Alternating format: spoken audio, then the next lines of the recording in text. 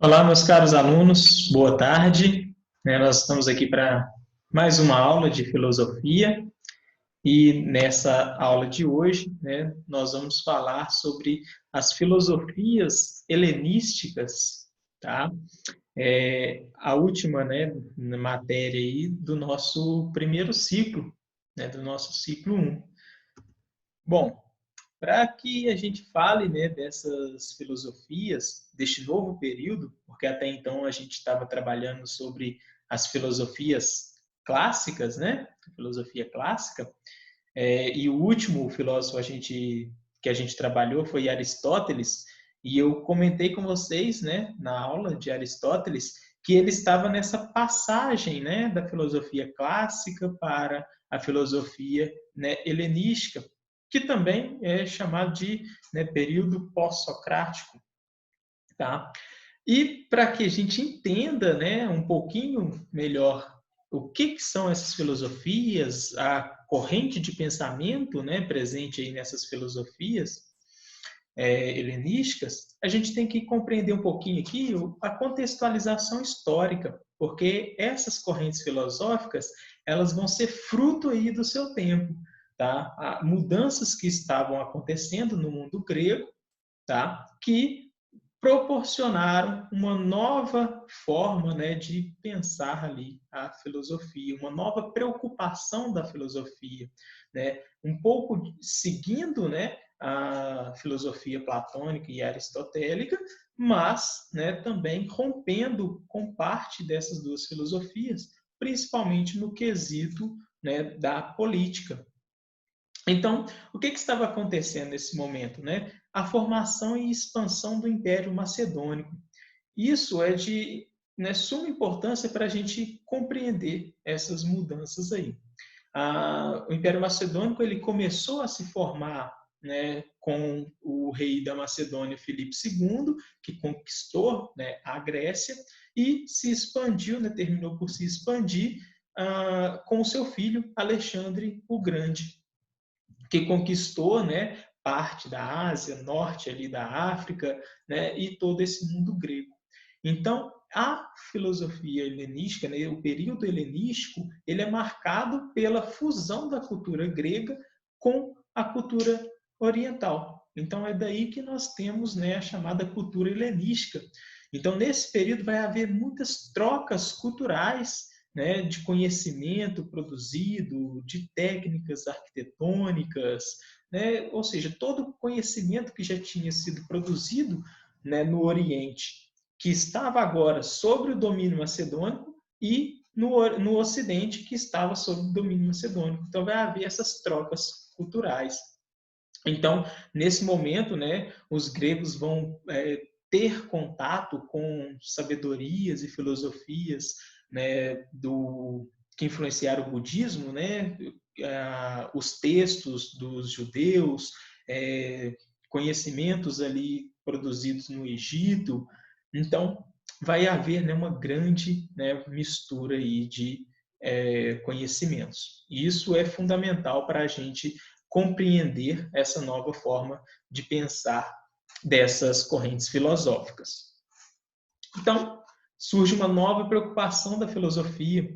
Qual que é essa nova preocupação? O indivíduo, o ser, a vida privada no lugar do político e da vida pública.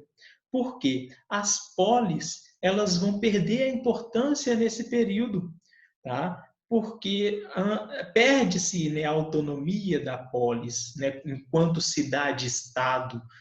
Então, não vai ter mais essa preocupação com o político, com a política, porque você não poderia transformar essa realidade, sendo que agora todo mundo grego estava submetido a um único governo, ao governo ali do Império Macedônico. Então, preocupar com política seria quase que a mesma forma de você perder tempo.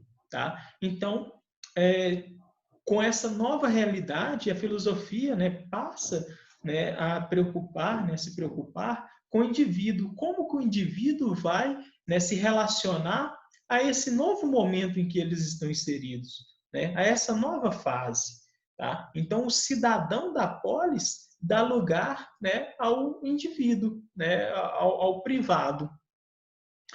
As principais correntes filosóficas desse período, né, vão tratar então dessa intimidade, da vida interior do homem. Tá? E nisso elas são muito influenciadas pelo pensamento de Aristóteles. Né? Na última aula eu comentei com vocês que, para Aristóteles, né, a finalidade do ser era, né, do ser humano, era a busca pela felicidade. Tá? Então, essas correntes filosóficas que vão surgir nesse período, elas vão estar preocupadas aí, né, com essa busca da felicidade, com uma paz interior, tá, do homem, uma tranquilidade. É aquilo, né, que os gregos vão chamar de ataraxia, né? Ataraxia, né, ou ataraxia, né, é essa paz interior, né, essa paz de espírito que vai ser alcançada, né, por meio, né, de um caminho ético. E quem que vai possibilitar, o que vai possibilitar isso, né, vai ser a filosofia, né? A filosofia que possibilita o homem seguir esse caminho ético, um caminho virtuoso, para alcançar essa felicidade, né? A ataraxia ou a eudaimonia, né, que é a felicidade. Então, né, dentro aí dessa contextualização histórica, nós temos aí o desmoronamento da polis, tá? E o ideal cosmopolita. Né? O que é isso? É o cidadão, né, que era o cidadão da polis, né, que exercia a política, né, dentro da polis, essa preocupação política, agora ele vai ser o cidadão do mundo, né? Então ele vai estar além da polis, né? Vai ser um cidadão cosmopolita, porque ele vai estar inserido em todo o Império Macedônio, né? Ele faz parte do Império, não importa se ele é da cidade de Atenas, da cidade de Esparta, né? De Alexandria, do Egito, não importa de onde que ele é, né? Ele é cidadão do mundo, cidadão do Império Macedônio.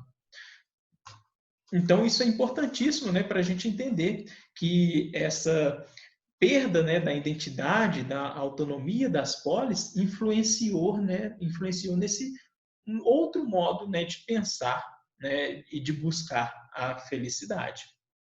Porque nas filosofias, né, anteriores, a felicidade ela era alcançada, né, dentro ali, né, do seio político, dentro da sociedade. Tá? Era uma forma, né, de você, né,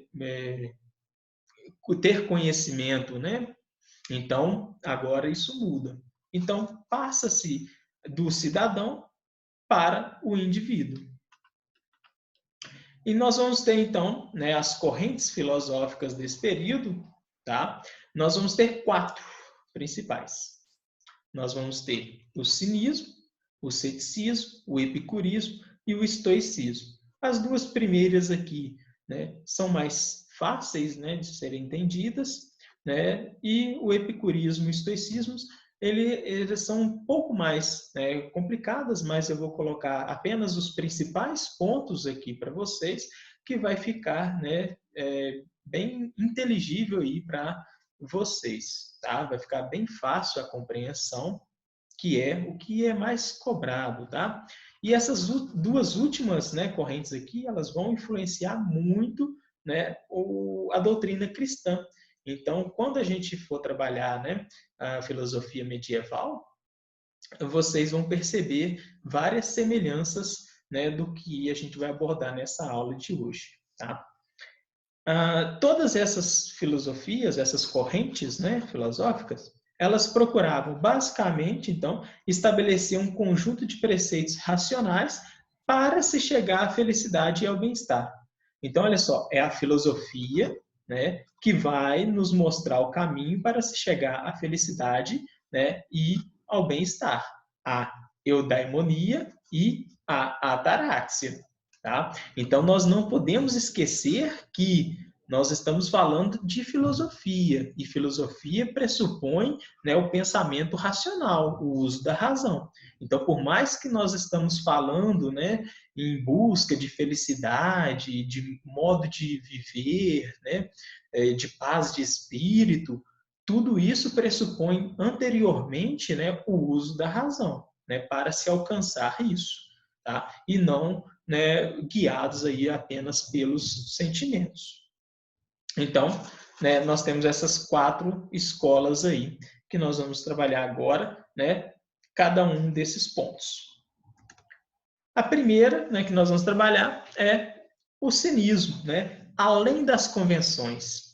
O cinismo, então, ele pregava principalmente, né, o desapego aos bens materiais e às tradições, né, às convenções sociais. Eles não se importavam, né, com essas questões. E para eles, somente a partir do momento que você abdicava, né, disso, você iria alcançar aí a ataraxia, né, a paz de espírito. Então, o cinismo ele tem um significado diferente do que a gente, né, denota hoje, tá? Para, né, os gregos desse período, dessa corrente filosófica, né, vem da vida semelhante a um cão, né? Que o cão ele é desapegado, né, de tudo e mesmo assim ele é feliz, né? A gente passa, né, na rua e vê um cão ali, né, maltrapilho, né? Mas a gente dá um pedacinho de pão para ele, né?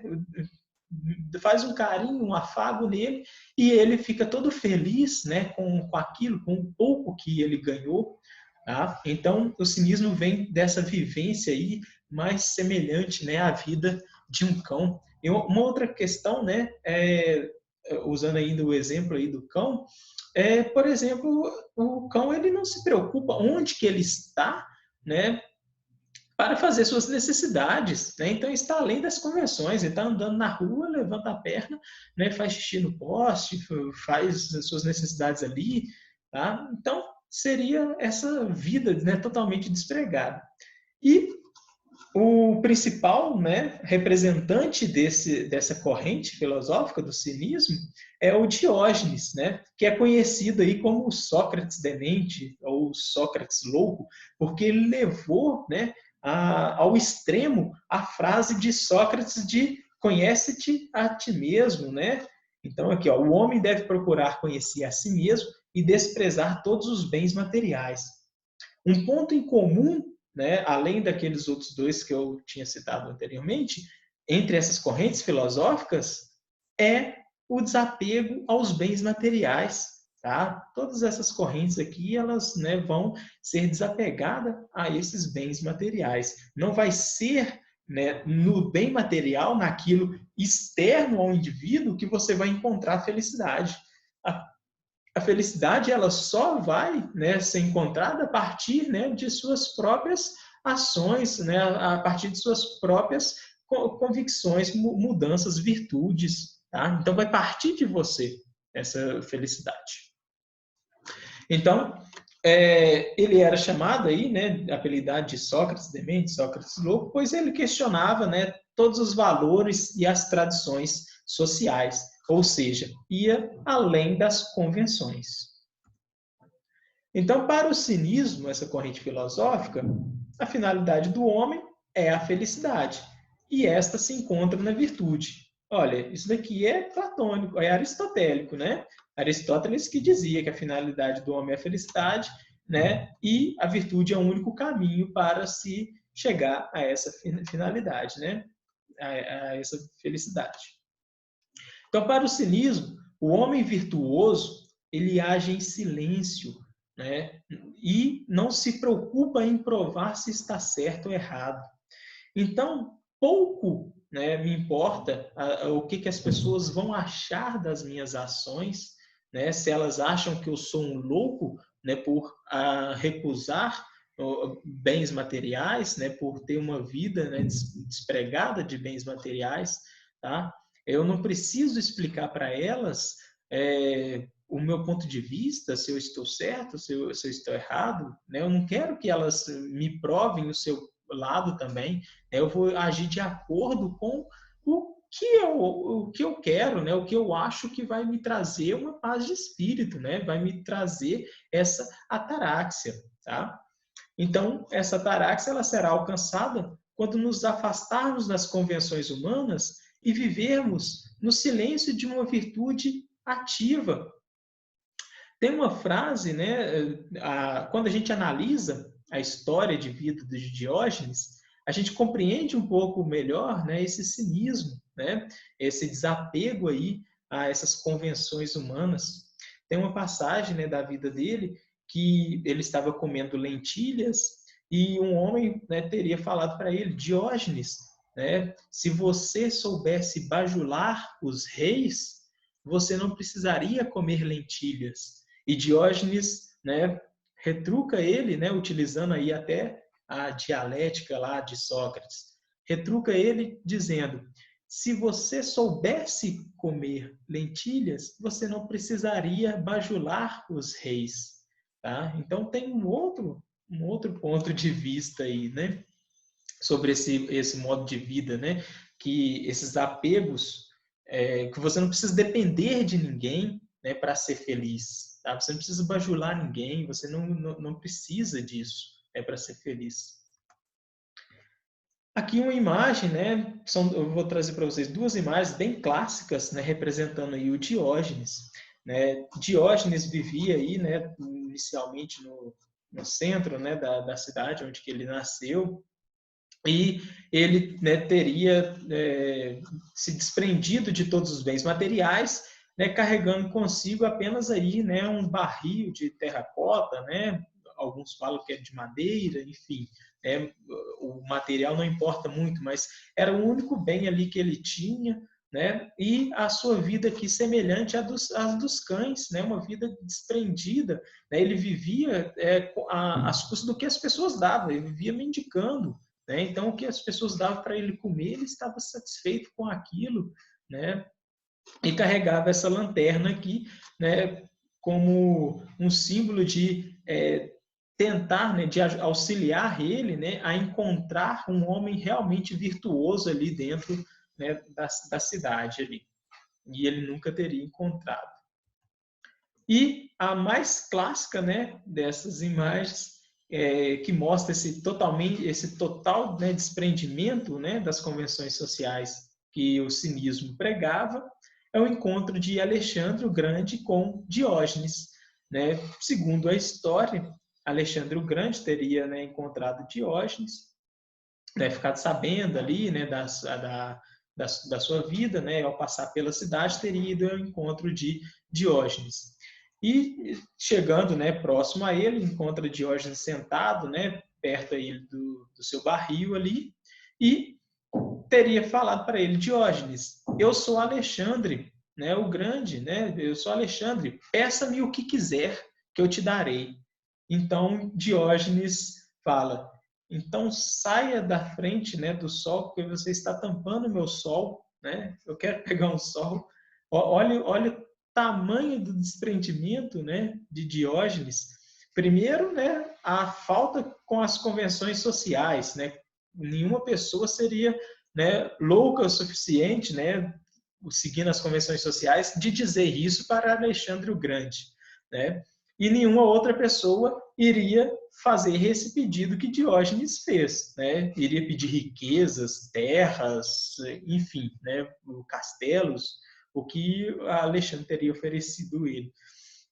Então, bem interessante essa corrente aí, né, do cinismo, e bem diferente, né, do termo que a gente utiliza hoje, né, como sendo uma pessoa falsa, né, uma pessoa cínica, dissimulada. Bom, outra das correntes filosóficas aí que nós vamos trabalhar é o ceticismo, né, que tem como base a suspensão do juízo, tá?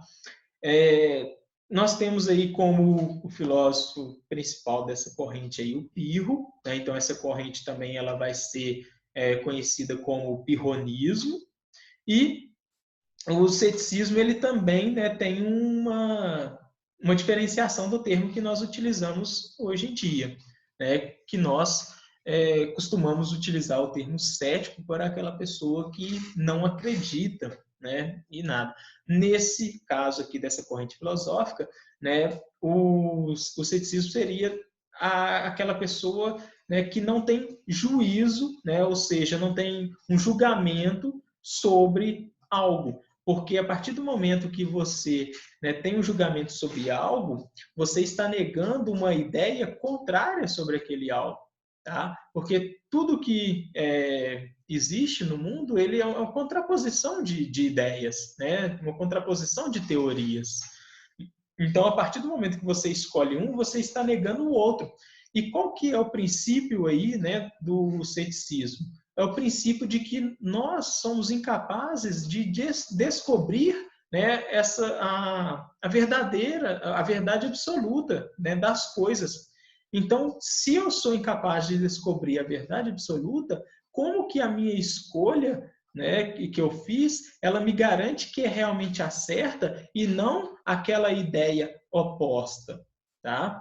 Tem uma frase aqui, né, do Pirro, que ele era um general do Alexandre o Grande, e uma das suas conquistas, não me lembro de qual território, né, ele fala: outra conquista como esta e estaremos perdidos, né, sendo nessa contraposição de ideias aqui, porque a vitória que eles tiveram tantas perdas que não soube, né, se caracterizar se era realmente uma vitória, se era realmente uma conquista, devido a tantas perdas, né, que eles tiveram.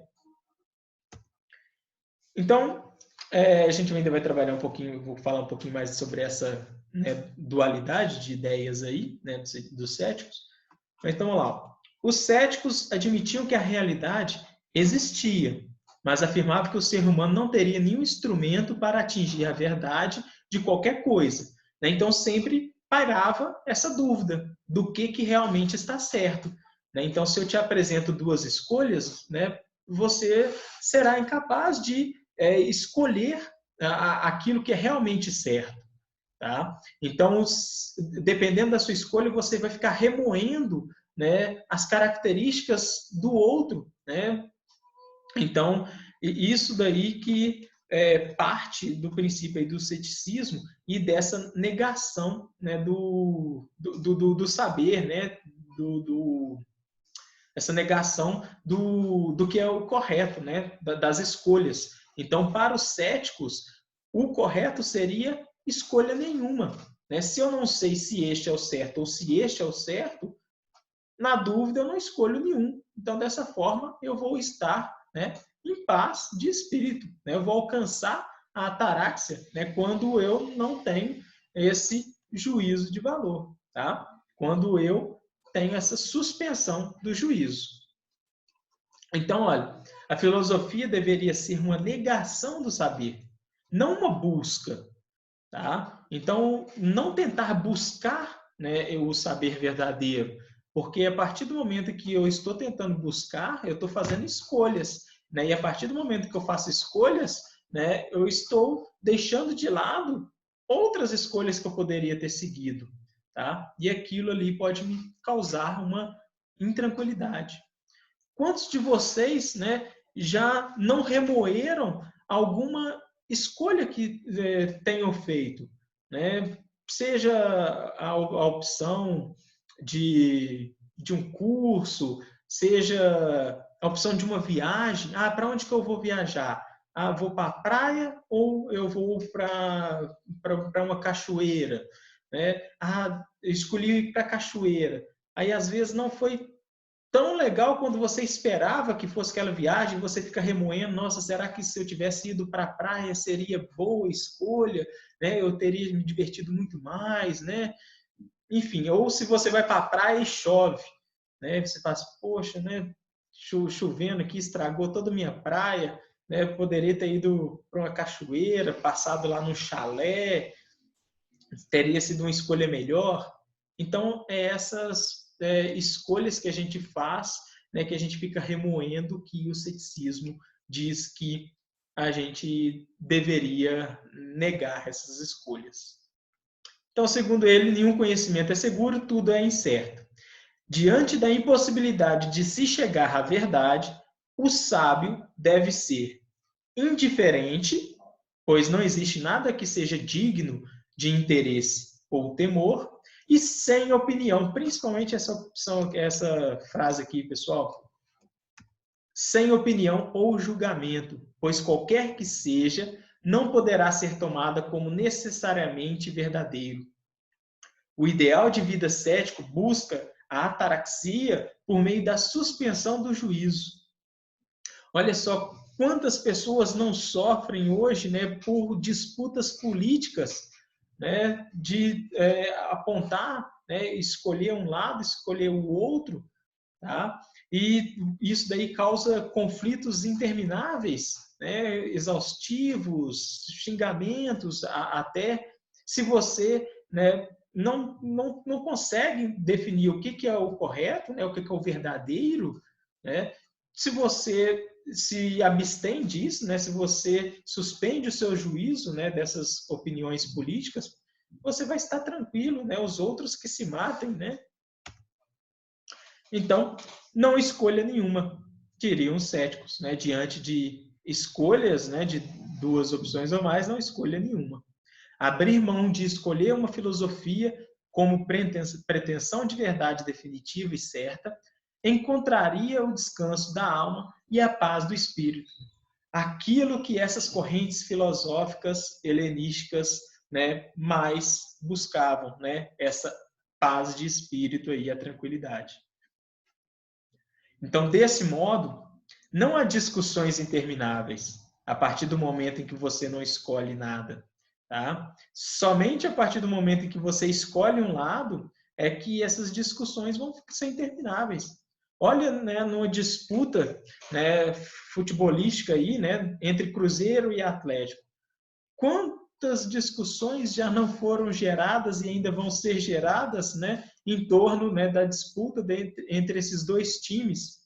Agora, se eu não escolho nenhum, tanto faz, eu vou ficar tranquilo, né? Não vou sofrer por aquilo, né? Enquanto um dos dois lados vão acabar sofrendo uma hora ou outra, né? Vão, né, estar sempre discutindo. Hoje o Cruzeiro está, né, totalmente em baixa, mas já esteve, né, em alta, né, e vice-versa, né? O Atlético já esteve em baixa, hoje está melhor do que o Cruzeiro.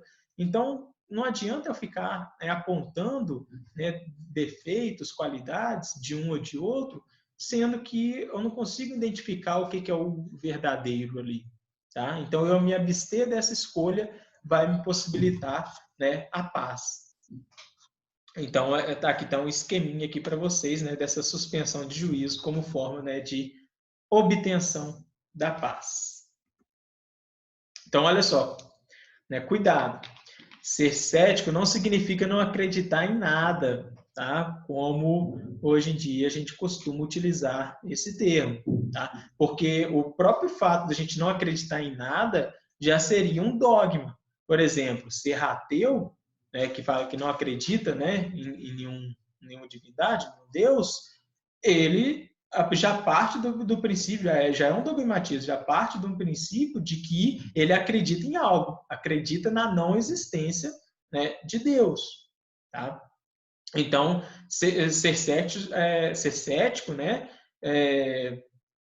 não significa não acreditar em nada.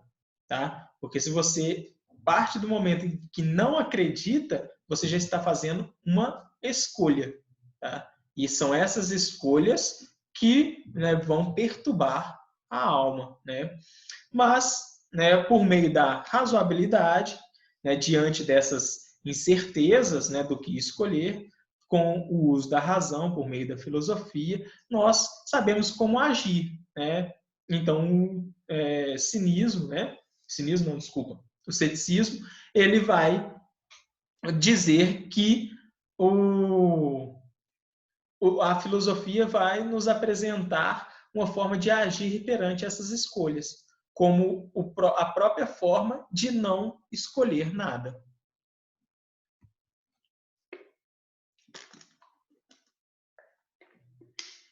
Então, nós temos aí, né, a terceira corrente filosófica que nós vamos trabalhar, o epicurismo, que vai falar muito sobre o prazer. Tá? Mas não um prazer como muitas pessoas hoje em dia buscam, né? E um prazer hedonista, um prazer exagerado. Tá? O prazer aqui que o epicurismo defende é um prazer moderado, né? Porque um prazer exagerado ele pode trazer consequências, né, para o seu corpo, para a sua alma, tá? Então, para ele, o homem, né, a felicidade, ela parte ali dos prazeres, né, do homem. Só que esses prazeres eles são distintos, tá? E a gente deve, né, se preocupar, né, com aquilo que a gente pode lidar. Como a morte, né, a gente não pode lidar, ele vai falar que a gente não deve se preocupar com a morte, tá? Até porque, olha só, partindo do princípio de que a felicidade ela é alcançada pelo prazer e a morte ela é a ausência do prazer, então eu não preciso me preocupar. Olha só a frase dele. A morte não é nada para nós, pois quando existimos, não existe morte. E quando existe morte, não existimos. Tá? Então a gente não deve se preocupar com a morte. Tá?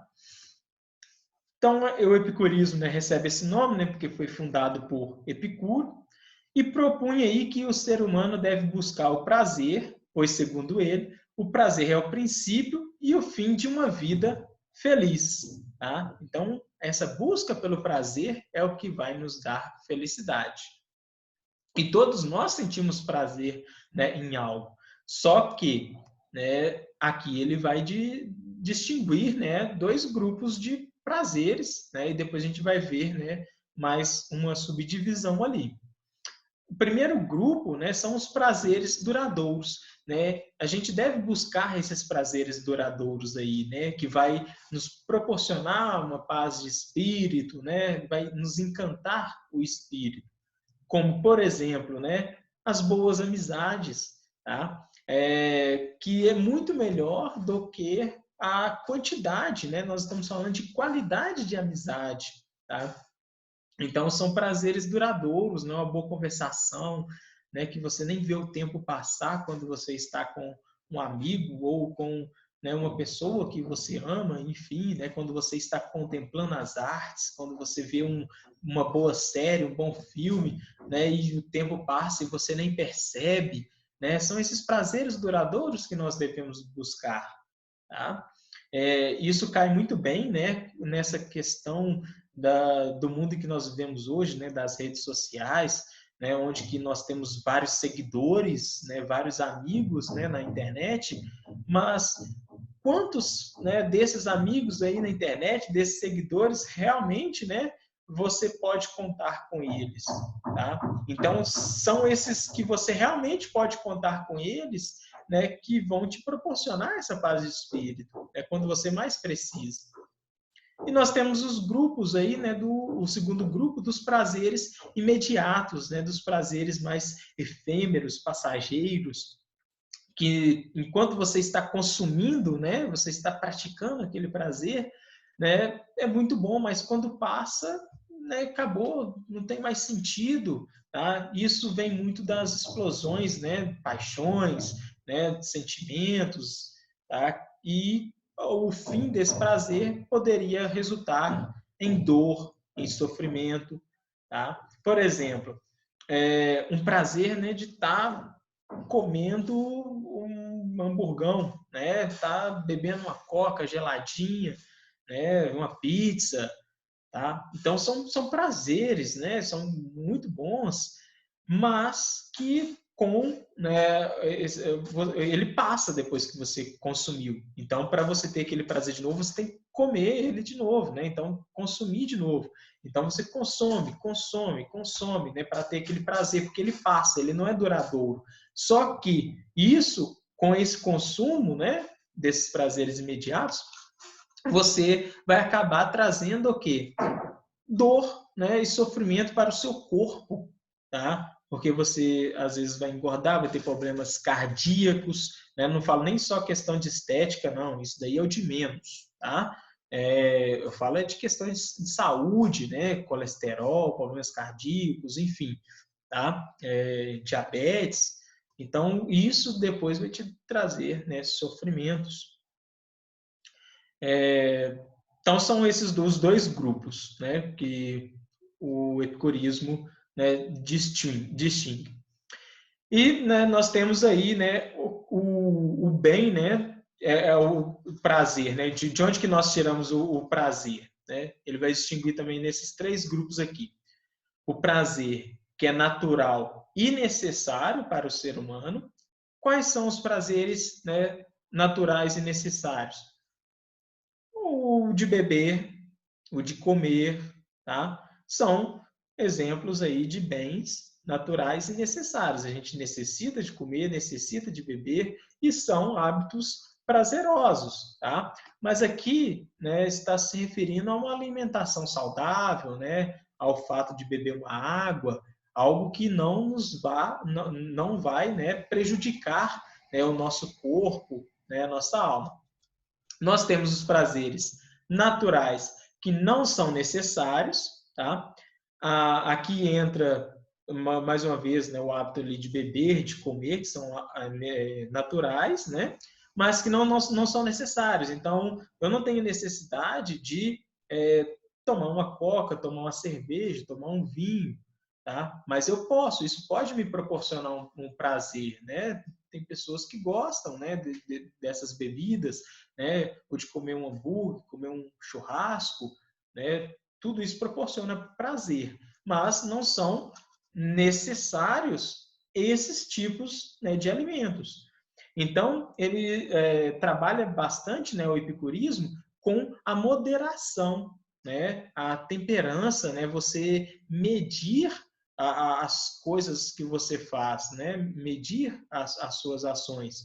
Então, se você comeu, né, um hambúrguer ali, não vai comer todo dia, né? Come uma vez por semana, né? De tempos em tempos, modifica o tipo ali de comida, né? Então essa temperança, porque se você tem o vício, né? Essa vicissitude, né? Sobre esses prazeres, né? Isso vai te provocar um mal. Né? No caso aí, por exemplo, da cerveja, né? Se você ou de outra bebida alcoólica, se você tem um uso constante, você vai se tornar, né, viciado, né, no álcool ali, tá?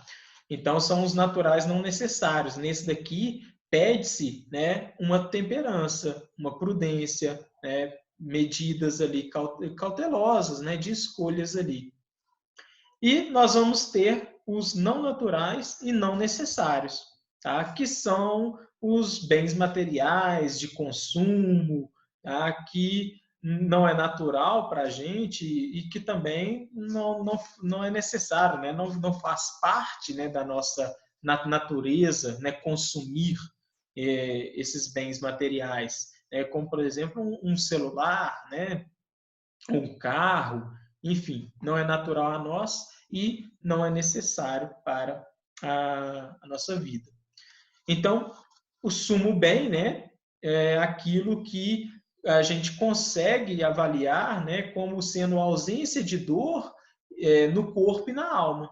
Então, tudo aquilo que nós buscamos de prazer, tá, que não vai, né, gerar em nós dor no corpo, tá, e na alma, né, é o que mostra que a gente está no caminho certo, é o sumo bem.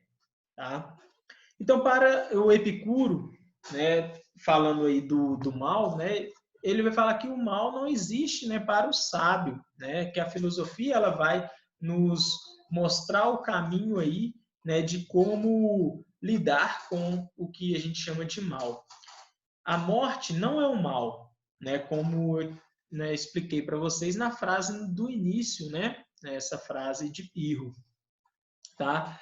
Por quê? A morte ela é uma ausência, né, do prazer e a gente, né, nunca vai encontrar com ela, porque se ela está, eu não estou, tá? Então ela não é o mal, ela não pode me fazer mal, tá? O mal da alma se cura pela filosofia e o mal do corpo ou é fraco e suportamos, ou é forte e dura pouco, pois leva à morte. Tá? Então, é o que eles, né, vai chamar aqui do sumo bem, né? A ausência da dor no corpo e da alma. Tá? Ou você tem uma gripezinha, tá? Não falando referente aí a falas de políticos, tá? Veio aqui do nada. Então, ou você tem uma gripezinha, ela é fraca, né? Vai durar pouco aqui, né? Então a gente suporta ela, tá? Ou ela é muito forte e vai durar pouco porque vai nos levar à morte, né? Então a gente vai, né, parar de sentir, né, ter essa ausência aí, né, de dor aí no corpo e dessa forma, né, também alcançar o sumo bem. Bom, e a última dessas correntes é o estoicismo, tá? O dever, né? De como que a gente deve agir, né, diante de determinadas situações, né? O nosso dever. Aqui, né, principalmente o Zenão, né, que é o principal representante, né, do estoicismo, vai dizer que a gente não deve se preocupar, né, com questões que a gente não pode mudar, né? A gente deve se preocupar com questões que a gente pode mudar, tá? E ele vai, né, dizer que a gente tem que ter uma vida mais semelhante, né, à vida da natureza, porque nós somos indivíduos naturais inseridos no mundo naturais, né? Então nós temos uma correlação com o mundo em que vivemos, tá? E tem coisas no mundo em que vivemos que a gente não consegue controlar, tá? Que é o que ele vai associar ali, né, às questões teológicas, né, dos deuses. E isso vai ser muito influenciado, né, vai ter muita influência na doutrina cristã, né, na questão da predestinação, né? Então, da gente não conseguir controlar certos aspectos da nossa vida. Tá? Então, a gente deve viver de acordo com a natureza. Então, lá, o sentido da vida consiste em estar de acordo com a natureza. Então, fundada por Zenão de Cítio, o Zenão ele tenta, né, fazer uma sistematização ali, né, da filosofia, né, dizendo que, fazendo uma analogia com uma árvore, dizendo que a física é aquela que vai lidar com as questões materiais, né, do nosso mundo, por isso é a raiz, né, da árvore, a lógica é o tronco e a ética é o fruto, né? E é sobre a ética que a filosofia mais deve, né, os homens devem se debruçar, tá? Sobre esse fruto, né, colher esse fruto aí, né, nossa ação aí ser conforme a natureza. E é essa ética aqui, o fruto, que é a felicidade, tá? A busca, né, que a filosofia vem tendo. O que a filosofia busca? Busca a felicidade ali do homem, né? Essa compreensão, é isso que essas filosofias helenísticas buscam, tá? Então, é a nossa ação conforme a natureza. E então ele vai falar que a gente, né, não consegue mudar o destino, né? O destino ele deve ser encarado com o determinismo, né, com resignação, desculpa, tá? O que é isso? É a gente encarar com coragem, né, aquilo que o mundo nos apresenta, né, aquilo que a gente não consegue, né, mudar. O que a gente consegue mudar e o que a gente não consegue mudar?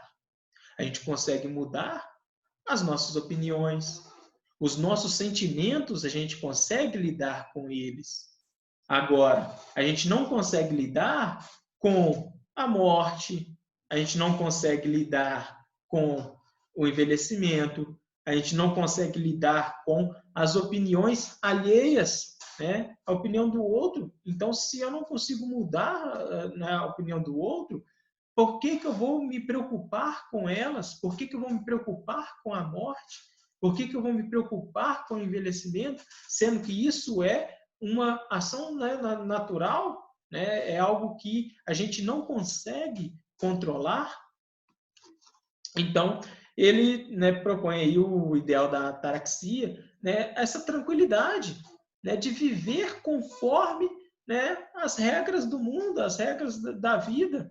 Tá? Então, por mais que o mundo se desabe aí, né, sobre a nossa cabeça, a gente enfrentar aquilo com tranquilidade, porque se tiver solução, a gente vai encontrar, e se não tiver, não adianta a gente preocupar, porque não tem solução.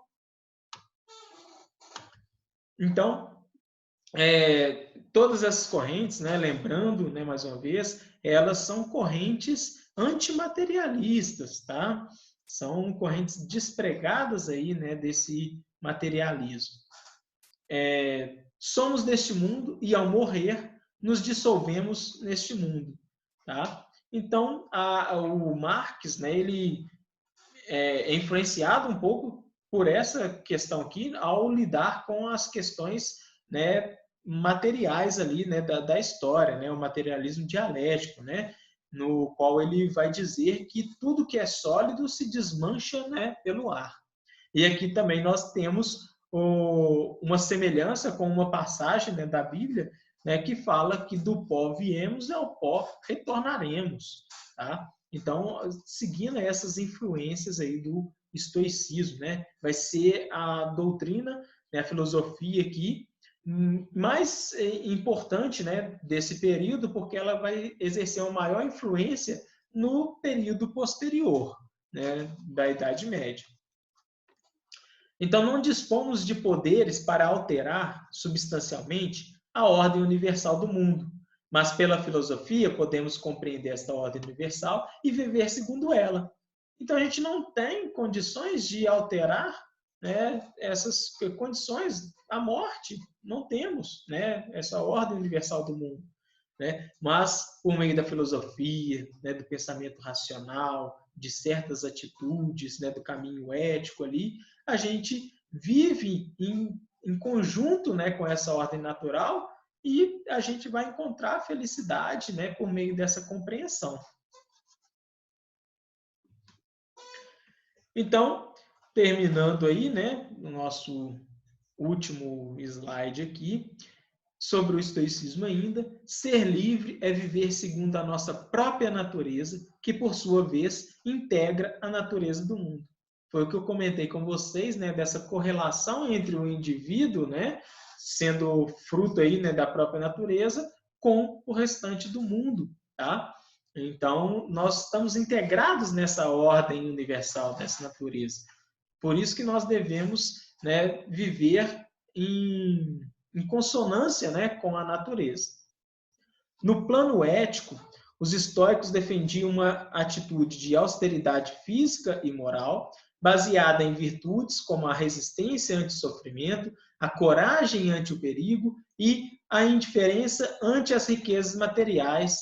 Olha só esse, né, parágrafo aqui, né, é praticamente tudo aquilo que a Igreja Católica, a doutrina cristã prega, né? A indiferença às riquezas materiais, né? O desapego aos bens materiais, né? A coragem, né? Diante do perigo, resistência ante o sofrimento. Se às vezes você está sofrendo, né? É porque Deus tem um propósito ali maior, né? Para você. Né? Então é uma fase, você deve resistir àquela fase, né? Essa questão aqui, né, da moral também, né, que não deixe sua moral, né, ser abalada, tá? Então, no plano ético dos estoicos, né, do estoicismo, é esse o comportamento que vai nos levar, né, a um estado aqui, ó, né, de plena serenidade, né, de conquista aí da ataraxia, que é a principal busca aí das filosofias helenísticas. Então, o ideal perseguido era um estado de plena serenidade para lidar com os sobressaltos da existência, fundado na aceitação e compreensão dos princípios universais que regem toda a vida. Né? Então, vai ter princípios universais, no qual, né, eles chamam de deuses, né? Os princípios aí, né, da teologia, que regem toda a vida, e nos cabe aceitar, né, viver conforme essa ordem natural aí. Bom, então a gente viu aí as principais, né, correntes filosóficas desse período, né, do período helenístico, no contexto em que elas surgiram, tá? Elas são diferentes entre si, na forma, né, de se pensar um caminho para atingir a felicidade e a ataraxia, tá? Mas elas são semelhantes, né, ao buscar esse mesmo objetivo, tá? Todas elas buscavam esse mesmo objetivo. E também tem a semelhança delas serem antimaterialistas, tá?